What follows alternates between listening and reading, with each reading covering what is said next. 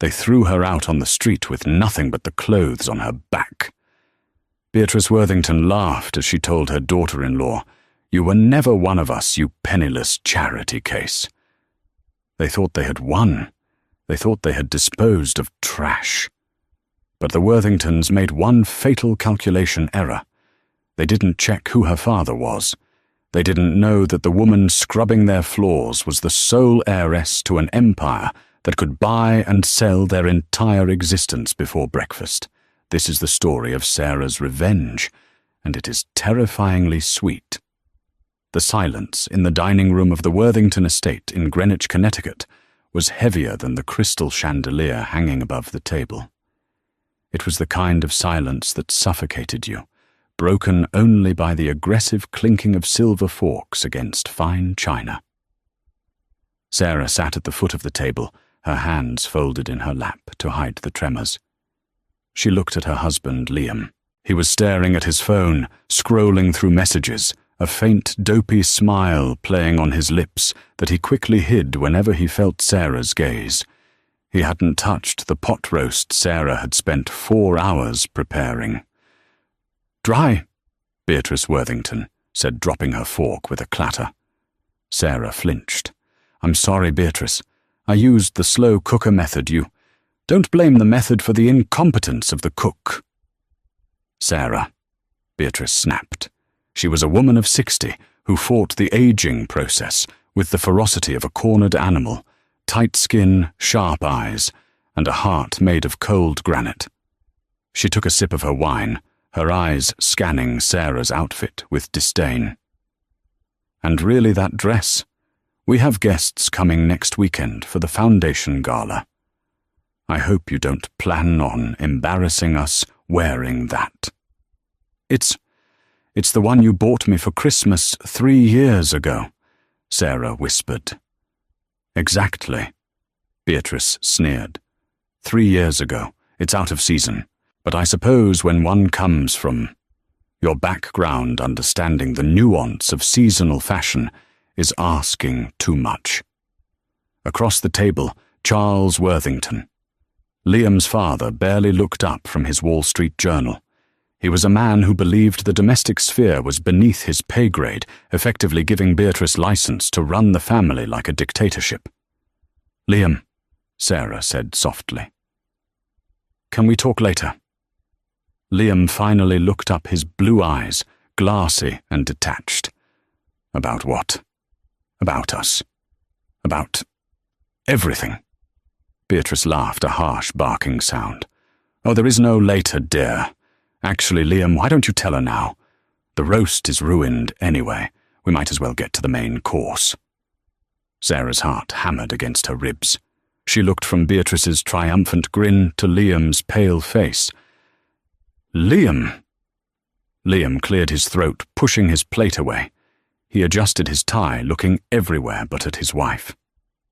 "Sarah, look. This isn't working. It hasn't been working for a long time." "What do you mean?" Sarah asked, her voice trembling. "I've done everything.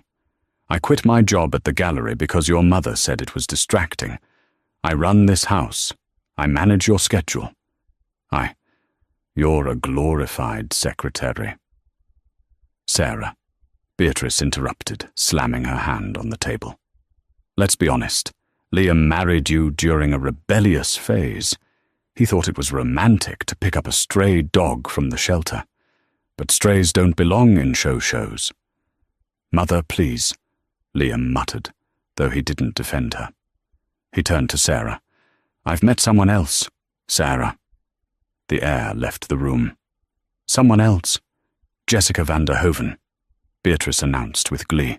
"Real estate money, New York royalty, a girl who knows which fork to use, a girl who brings assets to the marriage, not just bills." Sarah felt the tears pricking her eyes, but she refused to let them fall. "Jessica, your assistant, the one I trained." Liam shrugged. "She understands me. She's ambitious, and she's pregnant." The world stopped. The ticking of the grandfather clock in the hall seemed to thunder like a cannon. Pregnant. They had been trying for 2 years. 2 years of negative tests of Beatrice, telling her she was barren of Liam losing interest. "You're leaving me," Sarah stated, her voice surprisingly steady. "We want you out by tonight," Beatrice said, slicing into a piece of bread.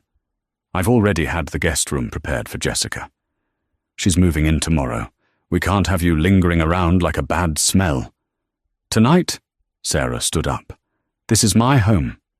This is my house." Charles spoke for the first time, his voice a low rumble. "The deed is in my name. You have no claim here." "I signed a prenup," Sarah said, her mind racing. "But I have rights to—" "You signed a prenup that my lawyers at Cravath, Swain and Moore drafted," Charles said, mentioning one of the most prestigious law firms in the world. "You get a payout of $10,000 for every year of marriage. You've been married 3 years. That's $30,000. Take it and go, or fight us, and end up with nothing but legal fees you can't afford." Sarah looked at Liam. "Is this what you want? To throw me out in the middle of the night for your pregnant mistress?" Liam sighed, looking annoyed rather than guilty. "Don't make a scene, Sarah. It's pathetic. Just pack your bags. Mum's right. You never really fit in here." Beatrice smirked, swirling her wine.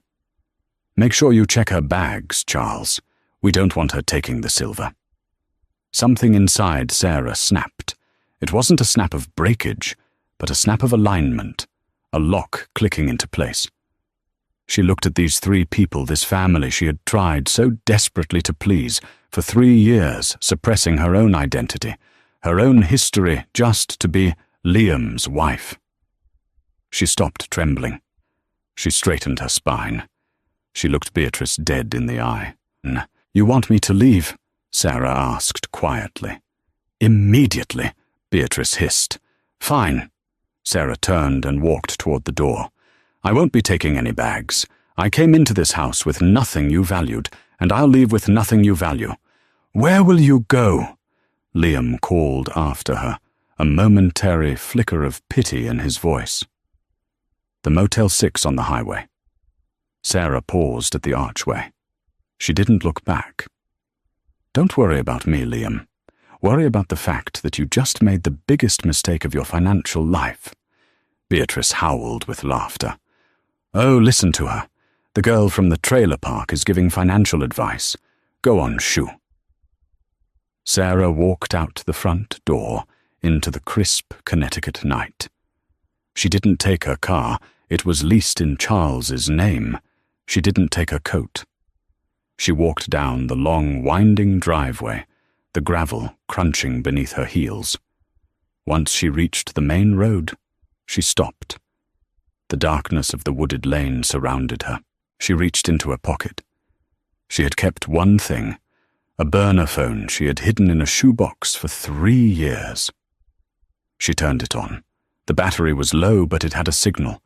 She dialed a number she hadn't called since the day she met Liam. It rang once, twice. "Hello." A deep British voice answered, crisp, authoritative, and older. "Arthur," Sarah said, her voice finally breaking. "It's me. It's Sarah." There was a profound silence on the other end. Then the voice softened, losing its business edge. "Sarah, my God. Sarah, where are you?" "I'm in Greenwich, on the side of the road. I left him, Arthur, or they threw me out. I'm done. I'm done hiding."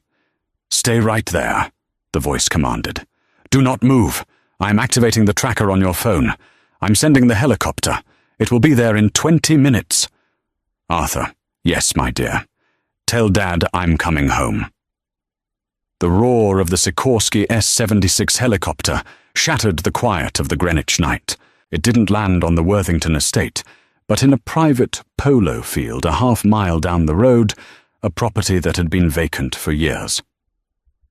Sarah climbed aboard. The interior was cream leather and mahogany. Sitting there looking anxious was a man in a sharp grey suit, Arthur Pennyworth, the Chief of Staff for the Cavendish estate. "Miss Sarah," Arthur breathed, looking her over. He saw the cheap dress, the lack of a coat, the shivering. His face hardened. "Did they hurt you?" "Only my pride," Sarah said, buckling herself in, "and my heart a little. But the heart heals. Your father is in London. He's fueling the Gulf Stream to meet you in New York. We're taking you to the penthouse at the pier." Sarah nodded, leaning her head back. "Does he know?" "He knows you married a Worthington," Arthur said with a distasteful curl of his lip. "He respected your wish for anonymity. You wanted to see if you could be loved for Sarah, not for being the daughter of Lord Henry Cavendish. I take it the experiment failed. They treated me like dirt, Arthur, because they thought I was poor. They thought I was a nobody from Ohio because that's the fake background we created." Sarah laughed bitterly. "Beatrice Worthington told me I didn't understand seasonal fashion." Arthur raised an eyebrow. "You, the woman who sat on Gianni Versace's lap as a child, the woman who owns a 15% silent stake in LVMH. They didn't know. Well," Arthur handed her a glass of vintage champagne, "they are about to find out, but not yet. Revenge is a dish best served cold, and your father has a very large freezer." 3 days later, the lawyer's office. Sarah sat in the conference room of Sullivan and Cromwell in Manhattan. She was not wearing the cheap dress anymore. She was wearing a black turtleneck-tailored trousers and dark sunglasses. She sat alone on one side of the massive oak table.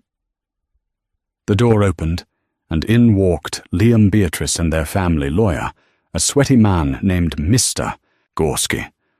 "Well, look who cleaned up," Beatrice said, sitting down and placing her Hermes bag on the table conspicuously. "Did you find a sugar daddy already, Sarah? Or is that knockoff Armani?" Sarah didn't speak. She didn't even take off her sunglasses. "Let's make this quick," Liam said, looking at his watch. "Jess has an ultrasound in an hour. Here is the settlement." Gorski slid a paper across the table. $30,000. A gag order, preventing you from discussing the Worthington family or business. And you waive all rights to spousal support.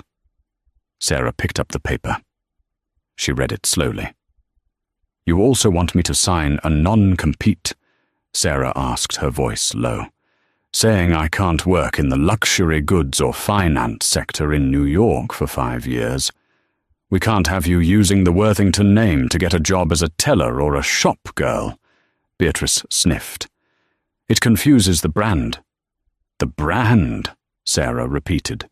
"Worthington Logistics, a mid-sized shipping company currently leveraging 60% of its assets to expand into European markets. A risky move given the current volatility of the euro." Charles, who had just walked in, froze. "What do you know about our European expansion?" "I listened," Sarah said. "I served your dinners. I cleaned your offices. I listened." "Sign the paper, Sarah," Liam snapped.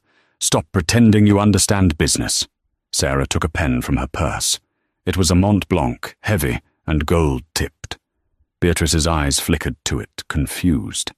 Sarah signed the document with a flourish. "There," Sarah said, sliding it back. "I want the check." "Good girl." Beatrice smiled cruelly. She pulled a check from her purse and tossed it across the table. It fluttered to the floor. "Oops. Pick it up, dear. It's more money than you'll see in a decade." Sarah stood up. She walked around the table. The Worthingtons watched her, expecting her to kneel. Instead, Sarah stepped on the check with her stiletto heel. She ground it into the carpet. "Keep it," Sarah said. "You're going to need it more than I do." "Excuse me." Beatrice stood up, outraged. "You ungrateful little—" "I'm ungrateful." Sarah removed her sunglasses. Her eyes were cold, hard, and brilliant. "I cooked your meals. I tolerated your insults. I loved your son. I wanted a family. But you are a hollow plastic dynasty built on debt and arrogance. Get out, Liam shouted. Get out before I call security. I'm leaving, Sarah said. She walked to the door. Oh, and Liam, that European expansion. I'd double-check your financing if I were you. Lenders can be so fickle. She walked out. As she stepped onto the sidewalk of Wall Street, a caravan of 3 black Cadillac Escalades pulled up. Security guards with earpieces hopped out, blocking pedestrian traffic, to open the rear door of the middle vehicle. Liam and Beatrice had followed her to the lobby, intending to mock her one last time as she walked to the subway. They watched through the glass doors, their mouths hanging open.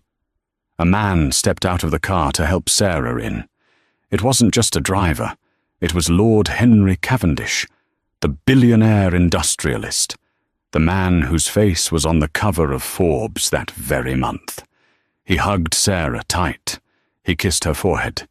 He looked at the building where the Worthingtons were standing, and he cast a look of such withering, terrifying power that Liam actually took a step back behind the glass. Sarah got in. The motorcade sped away. Who was that? Liam stammered. Beatrice was pale. She gripped her husband's arm. That was Henry Cavendish, the steel and tech magnate. He's worth $50 billion. Why was he hugging Sarah? Liam asked, a pit forming in his stomach. Charles Worthington looked like he was going to be sick.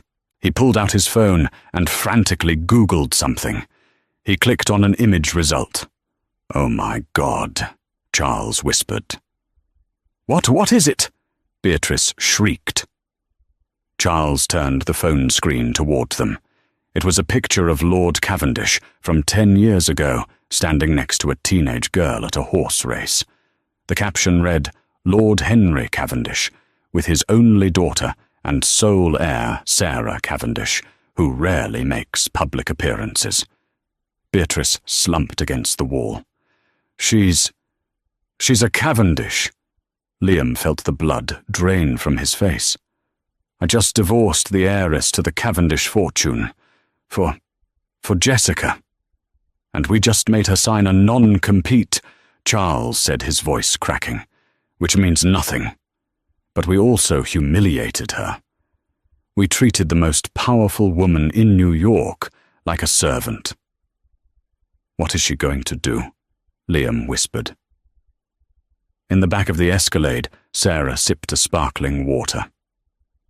Are you ready, darling? Her father asked.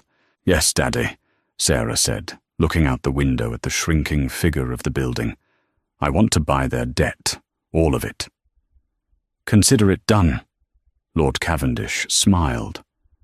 Worthington Logistics belongs to you by tomorrow morning. The transition was not instantaneous, but it was brutal. For the next 6 months, Sarah Cavendish vanished. In her place, a ghost haunted the financial markets. Sarah spent those months in London and Zurich undergoing a crash course in the family empire. She had always known the business she had, an MBA from Wharton, under a pseudonym, but now she was being groomed for war. She cut her hair into a sharp, angular bob. She traded the floral dresses Liam liked for structured power suits by Alexander McQueen and Saint Laurent. She learned to walk not with the hesitation of a wife, trying to avoid criticism, but with the heavy, decisive tread of a woman who owns the ground beneath her feet. Back in New York, the Worthingtons were struggling. I don't understand, Charles yelled, slamming the phone down in his office. The financing for the Rotterdam deal fell through again. Liam sat on the leather couch, head in his hands. Jessica was filing her nails nearby, looking bored. She was 6 months pregnant and had already spent half of Liam's liquid savings on a nursery renovation. It's just a delay, Dad, Liam muttered. It's not a delay, Liam. It's a blockade. Charles paced the room. Every bank we go to, every private equity firm, the moment they hear Worthington, the doors close. It's like we've been blacklisted. Maybe it's the economy, Jessica offered vacantly. Shut up, Jessica. Beatrice snapped from her desk. It's not the economy.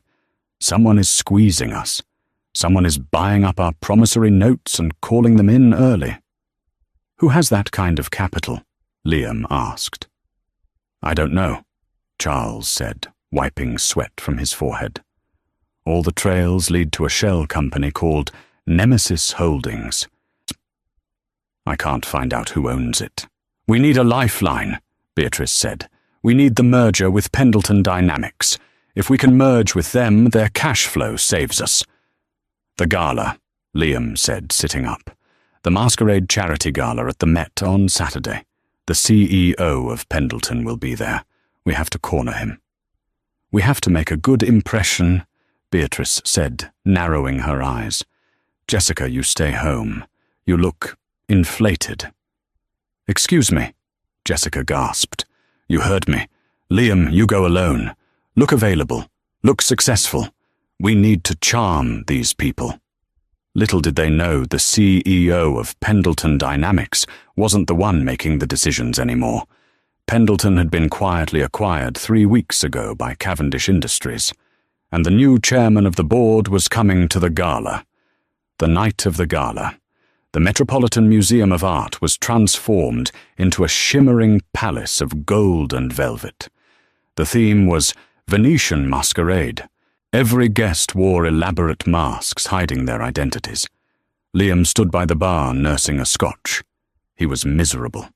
His life with Jessica was a nightmare of shallow conversations and spending sprees. He missed Sarah. He missed the way she listened. He missed the pot roast. He missed the peace. Stop moping, Beatrice hissed, appearing at his side in a garish red gown and a feathered mask. Have you seen the Pendleton representative? No, mother. I heard a rumor, Charles whispered, joining them. Rumor is that Cavendish Industries is sending a special envoy, a new director of global operations. Cavendish, Beatrice swallowed hard. Do you think she told him? Sarah. Liam laughed bitterly. She's probably living on a beach somewhere, living off Daddy's money. She doesn't have the brains for business. She won't be here. Suddenly the room went quiet. At the top of the grand staircase, a woman appeared. She wore a gown of midnight blue silk that seemed to flow like liquid water. It was backless, dusted with diamonds that caught the light like stars. On her face was a mask made of white gold filigree, covering her eyes, but revealing her sharp, red-painted lips. She didn't walk. She glided. The crowd parted for her like the Red Sea. "Who is that?" Liam whispered, entranced. "That," said a man next to him, "is the mystery buyer, the one who's been shaking up Wall Street for the last 6 months. Nobody knows her name." The woman reached the bottom of the stairs. A flock of admirers surrounded her instantly, CEOs, politicians, movie stars. She handled them with effortless grace, speaking French to the ambassador, Mandarin to the tech mogul. "We have to talk to her," Beatrice said, her greed overriding her fear. "If she's the buyer, she's the one squeezing us. We need to beg for mercy or offer her a deal." The Worthingtons pushed through the crowd. Beatrice, with her usual lack of subtlety, elbowed a senator out of the way. "Excuse me," Beatrice said, tapping the woman on the shoulder. "Madam." The woman turned slowly. Her blue eyes, framed by the gold mask, locked on to Beatrice.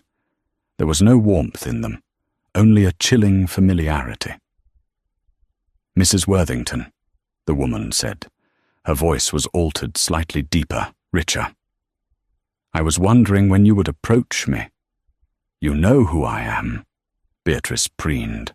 "Of course you do. I am Beatrice Worthington of Worthington Logistics." "I am well aware of your company," the woman said. "And its distress." "It's a temporary cash flow issue," Charles interjected, stepping forward. "We are looking for a strategic partner. We heard you are acquiring assets." "I am," the woman said. She looked at Liam. And you must be the son, the one who recently remarried. Liam blushed. Yes. How did you know? I make it my business to know the weaknesses of my investments, she said coldly. We aren't a weakness, Beatrice snapped. We are a legacy. You are a sinking ship, the woman corrected. And I hold the torpedoes. Who are you? Liam asked, stepping closer. He felt a strange magnetic pull, a scent of jasmine and rain. It smelled like home, but expensive. I am the person who owns your mortgage, the woman said. I am the person who owns the bank that holds your car leases. And as of this morning, I am the majority shareholder of the company that supplies your fuel.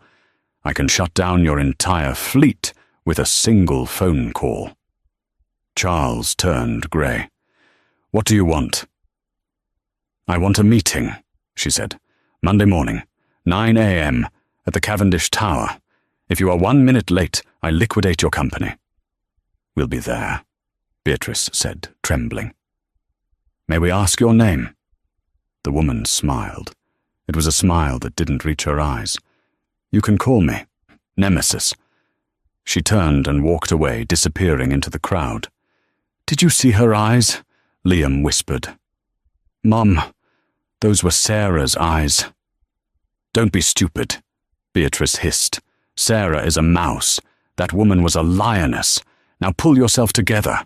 We have to prepare for the fight of our lives. Monday morning arrived with the grey, oppressive weight of a funeral. The Worthingtons stood in the lobby of Cavendish Tower, a glass monolith that pierced the Manhattan skyline. The security check took 20 minutes. Beatrice was patted down by a female guard who took entirely too much pleasure in checking the lining of her Chanel jacket. This is an outrage, Beatrice muttered as they were finally ushered into the elevator. Do they know who we are? They know exactly who we are. Mother. Liam said, his voice hollow. That's the problem. They were taken to the 80th floor. The reception area was larger than the entire ground floor of the Worthington estate. A receptionist with a headset didn't even look up as she pointed to a set of double mahogany doors. They are waiting. Inside the conference room was vast, offering a panoramic view of the city. Seated at the head of the table was Lord Henry Cavendish. He was reading a file, looking every bit the titan of industry that terrified Wall Street. But the chair at the opposite end of the table, the CEO's chair, was turned away from them, facing the window. Sit. Lord Cavendish commanded, not offering a hand. Charles sat wiping sweat from his upper lip. Lord Cavendish, it is an honour. We were surprised to hear your firm had taken an interest in our humble logistics company. Interest? Lord Cavendish chuckled darkly. I have no interest in your company, Mr. Worthington. Your business model is archaic, your leadership is toxic, and your margins are laughable. I bought your debt for one reason only. And what is that? Beatrice asked, trying to keep her voice steady, to give it to my daughter as a divorce present. The chair facing the window slowly swiveled around. Liam gasped. The air left his lungs. It was Sarah, but not the Sarah he knew. Gone was the messy bun, the apron, the shy smile. This Sarah wore a white tailored suit that cost more than Liam's car. Her hair was sharp, her makeup flawless, and her eyes were like lasers cutting through steel. Hello, family, Sarah said. Her voice was calm, terrifyingly so. Sarah. Beatrice stood up, her legs shaking. This is a joke. You're the receptionist, the secretary. Sit down, Beatrice, Sarah said. She didn't shout. She didn't have to. The authority in her voice was absolute. Beatrice sat. I am the chairwoman of Nemesis Holdings, Sarah explained, opening a folder in front of her. And as of 8 a.m. this morning, I own 72% of Worthington Logistics' outstanding debt. I also own the promissory notes on your warehouse in New Jersey, your fleet of trucks, and," she paused, smiling slightly, "the mortgage on the Greenwich estate." You can't," Charles stammered.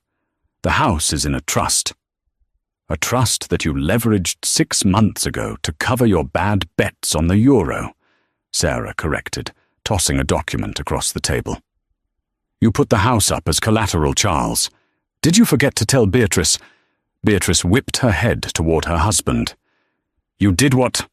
I thought the market would turn," Charles cried. "Focus," Sarah snapped. "Here is the situation. Your company is insolvent. I have the right to foreclose on everything immediately. The trucks stop running today. The house is seized tomorrow. You will be destitute by Wednesday." Liam looked at her, his eyes pleading. "Sarah, please. I know we hurt you. I know I made a mistake. But don't destroy my parents. Don't destroy everything we built." Sarah looked at Liam. For a second, he thought he saw a flicker of the old Sarah. "You built nothing, Liam," she said softly. "You inherited a head start, and you still finished last. But I am not a monster. I am willing to offer a deal." "Anything," Charles said. "We'll do anything." "Option A." Sarah held up one finger. "I foreclose. You lose the company, the house, the cars. You file for Chapter 7 bankruptcy. You leave here with nothing." "And option B?" Beatrice asked breathlessly. "Option B," Sarah leaned forward. "I acquire the company completely. I absorb it into Cavendish Industries. I pay off the debts. You keep the house in Greenwich. For now." "We take option B," Charles shouted. "There are conditions," Sarah interrupted. "What conditions?" Liam asked, sensing the trap. "First," Sarah looked at Charles, "you retire, effective immediately. You will sign over all voting rights to me. You get a small pension enough to keep the lights on, but no more country club fees, no more private jets." Charles slumped. "Fine. Done." "Second." Sarah turned her gaze to Beatrice. "You have no role in the company. You never did, really, but you liked to interfere. You are banned from the premises. And you will write a public letter of apology to me, admitting to your harassment and mistreatment during my marriage to your son. It will be published in the New York Times." Beatrice turned purple. "I will never." "Then choose option A and start looking for a cardboard box," Sarah said, indifferently checking her watch. "She'll do it," Charles said quickly. "She'll write the letter." And finally, Sarah turned to Liam. "You." "What about me?" Liam asked. "Do I have to resign?" "No," Sarah smiled. "I want you to stay. I need someone who knows the legacy systems." Liam let out a breath of relief.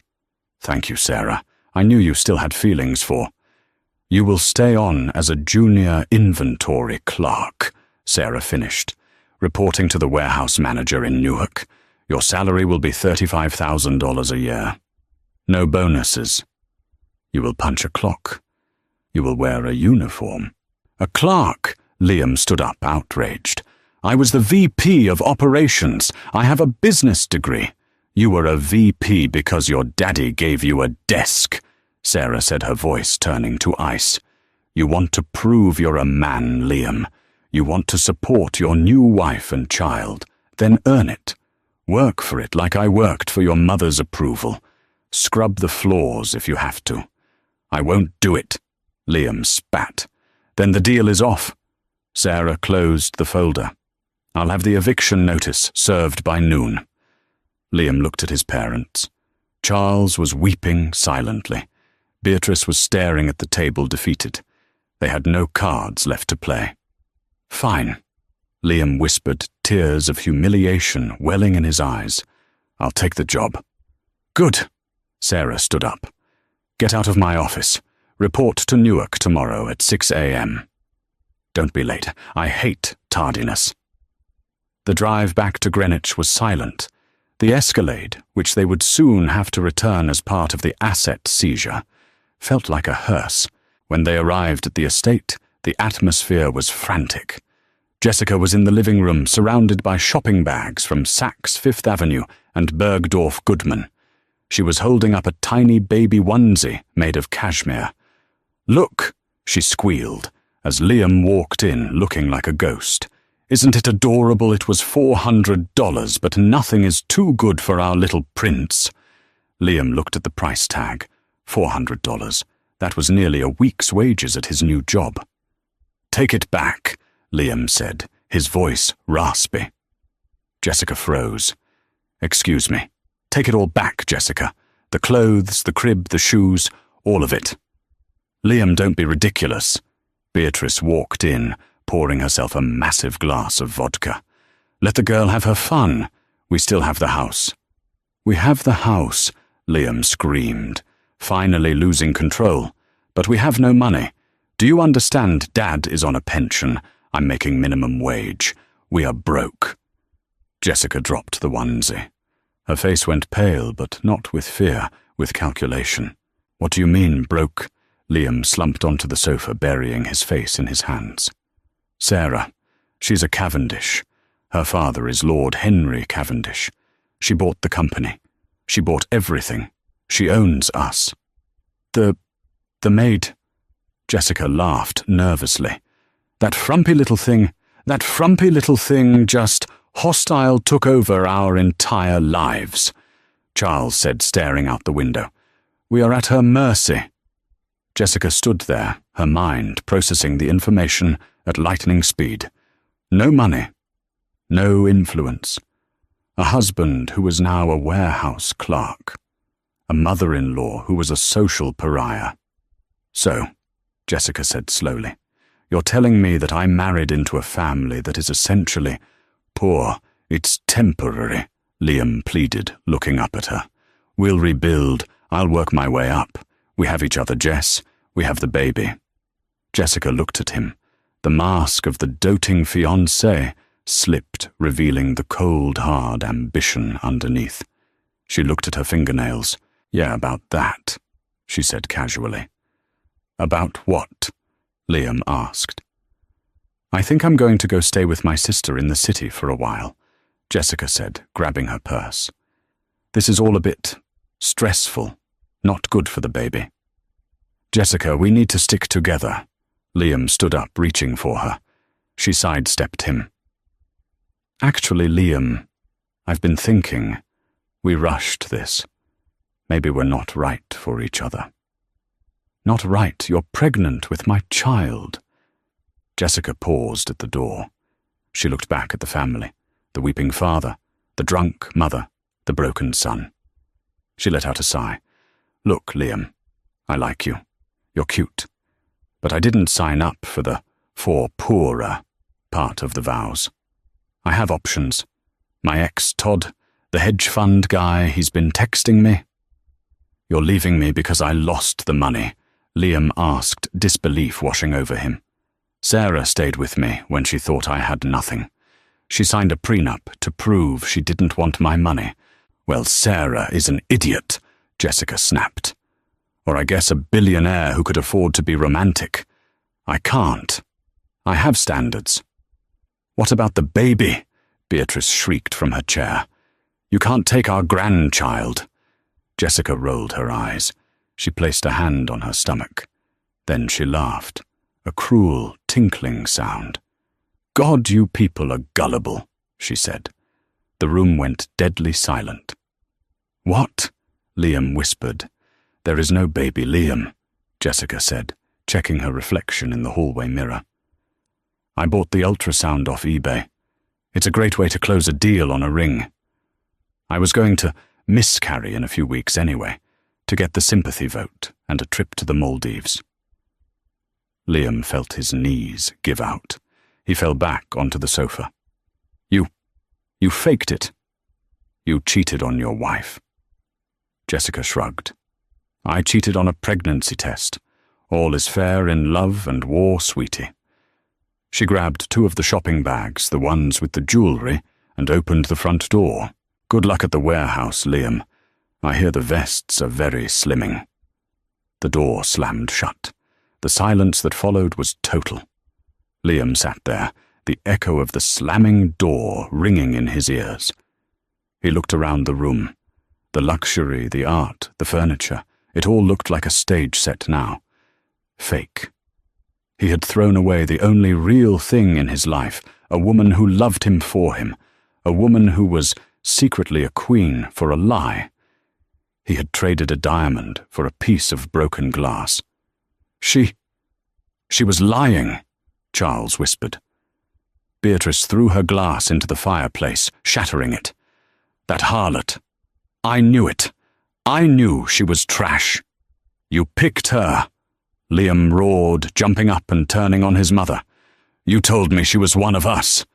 You told me Sarah wasn't good enough. You did this. Don't you dare raise your voice at me. Beatrice screamed back. I was trying to save our reputation. You destroyed it. Liam grabbed a vase, a Ming vase, that Beatrice loved more than her children, and hurled it against the wall. It exploded into dust. Stop it, stop it, Charles yelled, covering his ears. Liam stood amidst the wreckage of the vase and his life. He was breathing hard. He looked at his hands. I have to go to work tomorrow, he said, his voice sounding like a dead man's. I have to report to the warehouse. He walked up the stairs to his room, leaving his parents screaming at each other in the ruins of their dynasty. He went to his closet and found the old pair of work boots he used for gardening. He set them by the door. He sat on the edge of his bed and pulled out his phone. He opened his gallery. He scrolled back 3 years. There was a photo of Sarah.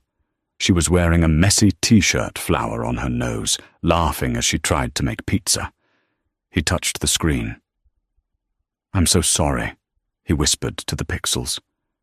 I'm so sorry. But the Sarah in the photo just smiled, frozen in a time that would never return.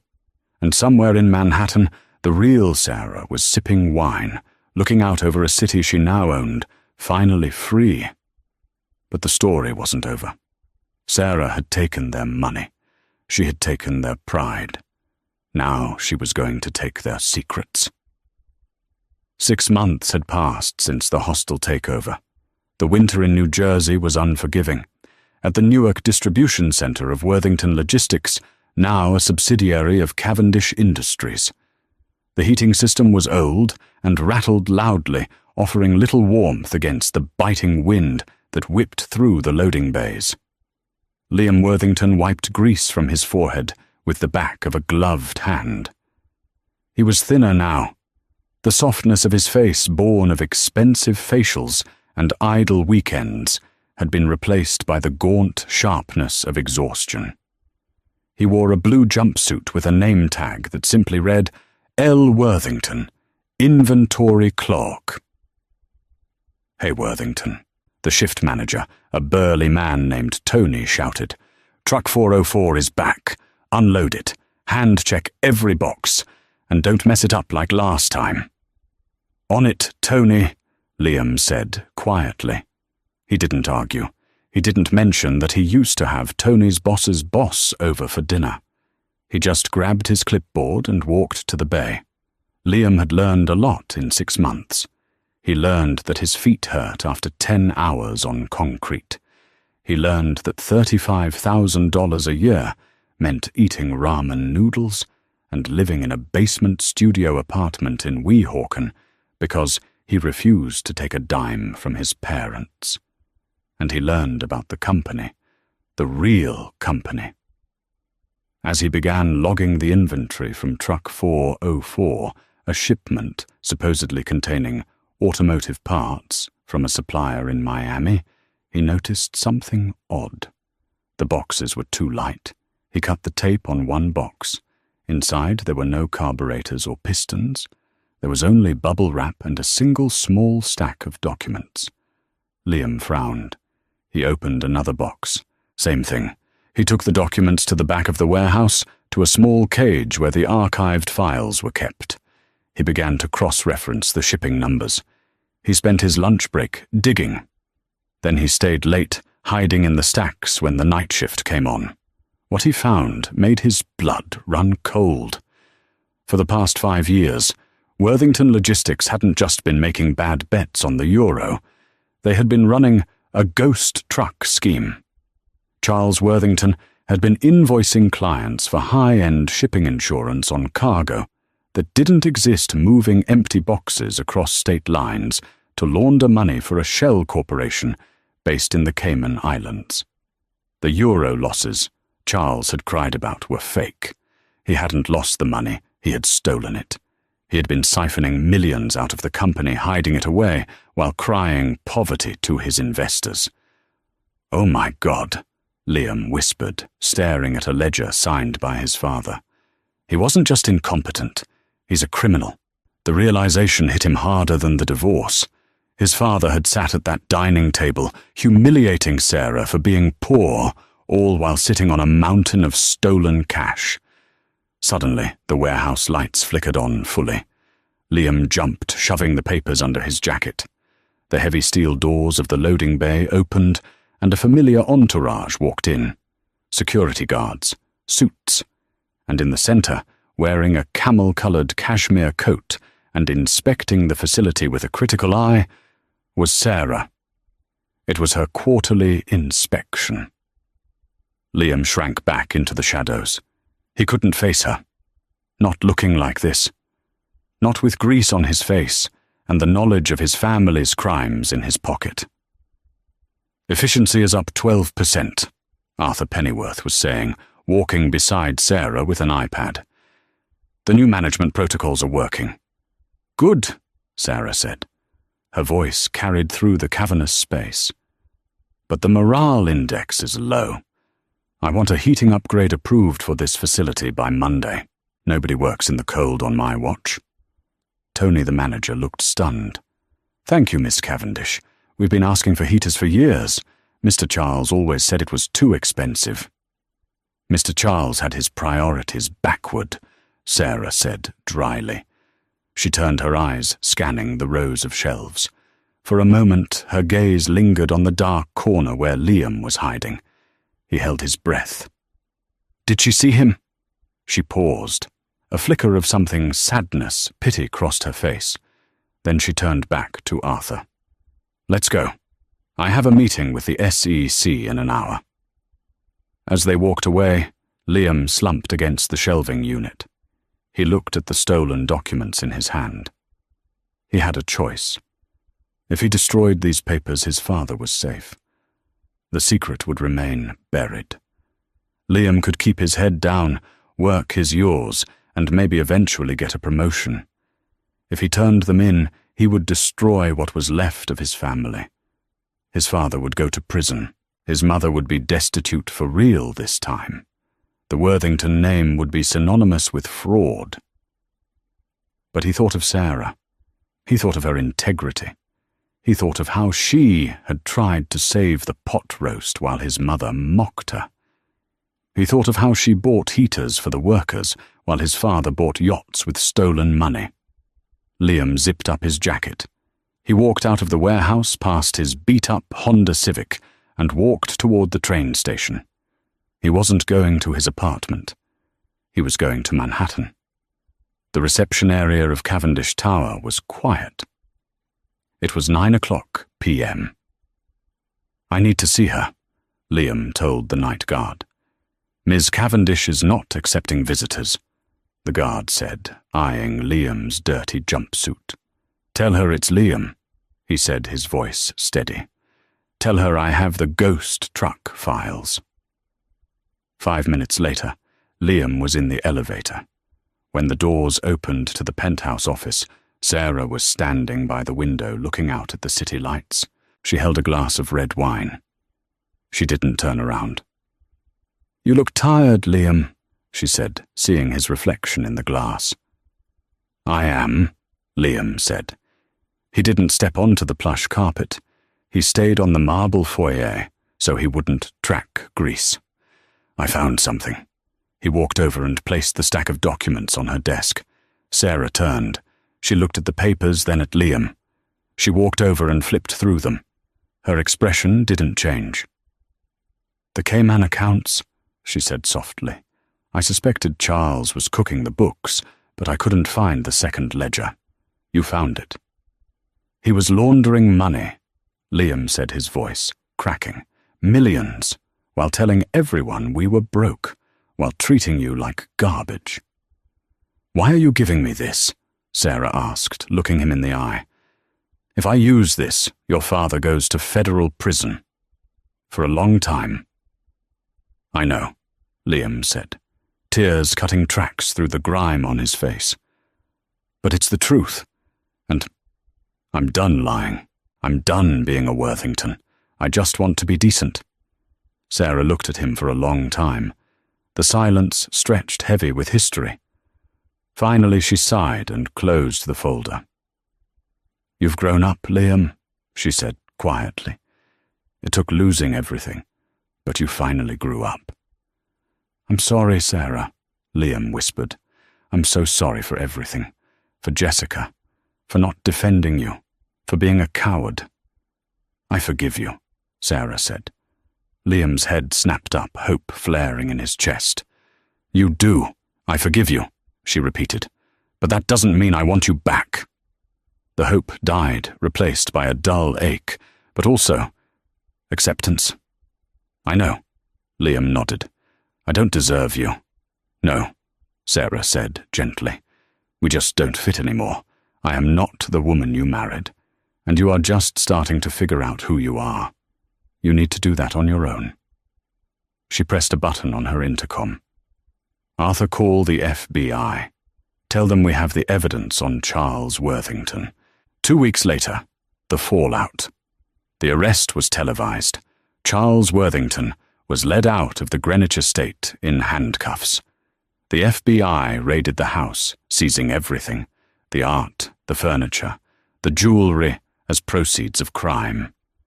Beatrice Worthington stood on the lawn screaming at the cameras, looking disheveled and old. She was evicted that afternoon. With no assets and her husband's accounts frozen, she was forced to move into a state-subsidized assisted living facility in Queens. Her days of galas and wine were over. Jessica van der Hoeven, seeing the news, tried to sell her story to a tabloid, claiming she was a victim of the Worthington fraud. But Sarah's legal team slapped her with a defamation suit so fast that Jessica fled to Idaho to live with an aunt, disappearing into obscurity. And Liam stood outside the courthouse as his father was arraigned. He didn't go inside. He turned and walked away. He had resigned from the warehouse. But he wasn't unemployed. Sarah had done one last thing for him. She had set up a small educational trust. It wasn't cash he could spend. It was tuition. It was enough for him to go back to school, to get a degree in something he actually cared about: architecture, a dream he had abandoned to please his father. A year later, Sarah Cavendish sat in a cafe in Paris reading the International Herald Tribune. The headline on page 6 read, "Worthington Ponzi Scheme Mastermind, sentenced to 15 years. She took a sip of her cappuccino. She felt light. The anger that had fueled her for so long had finally evaporated, leaving behind a sense of calm. She had reclaimed her dignity, her company, and her life. Her phone buzzed. It was an email. Subject: thank you. "Sarah, I got an A in my structural design class today. I'm living in a small apartment in Chicago. I'm working part-time. It's hard, but I'm happy. I'm finally building something real. Thank you for forcing me to wake up." Sarah smiled. She didn't reply. She deleted the email, closed her phone, and looked out at the Eiffel Tower. A handsome man in a sharp suit approached her table. "Sarah, the car is ready for the board meeting." "I'm coming," Sarah said. She stood up, adjusted her coat, and walked out into the sunlight. She wasn't Mrs. Worthington. She wasn't the victim. She was Sarah Cavendish, and the world was hers. The Worthingtons had tried to bury her, They didn't know she was a seed. And that, my friends, is why you never judge a book by its cover or a daughter-in-law by her bank account. The Worthingtons lost everything, not because they were unlucky, but because they were cruel. Sarah walked away with her head held high, proving that the best revenge isn't just success, it's moving on and letting karma do the dirty work. What do you think? Did Liam deserve that small bit of redemption at the end, or should Sarah have left him in the warehouse to rot? And what would you have done if you found those secret files? Let me know in the comments below. If you enjoyed this story of billion-dollar revenge, please smash that like button, subscribe to the channel, and hit the notification bell, so you never miss a story. We post new dramas every Tuesday and Friday. Thanks for watching. And remember, be careful who you step on today. They might own the sidewalk tomorrow.